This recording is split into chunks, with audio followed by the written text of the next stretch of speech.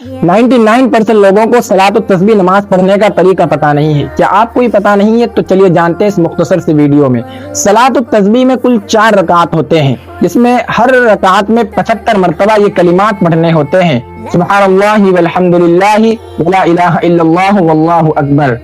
اور اسی طرح اس کی کل تعداد 300 مرتبہ ہو جاتے ہیں۔ تو پہلی رکعت میں نیت باندھنے کے بعد ثنا پڑھنے کے بعد 15 مرتبہ اس کلمات کو پڑھنا ہے، پھر سورہ فاتحہ اور کوئی سورت ملانے کے بعد 10 مرتبہ اس کو پڑھنا ہے، پھر رکوع میں جا کر اس کو 10 مرتبہ پڑھنا ہے، پھر رکوع سے سیدھا کھڑے ہو کر قومے کی حالت میں اس کو 10 مرتبہ پڑھنا ہے، پھر پہلے سجدے میں اس کو 10 مرتبہ ادا کرنا ہے، پھر سجدے سے اٹھ کر جلسے کی حالت میں 10 مرتبہ پڑھنا ہے، پھر اسی طرح دوسرے سجدے میں بھی 10 مرتبہ اس کو ادا کرنا ہے۔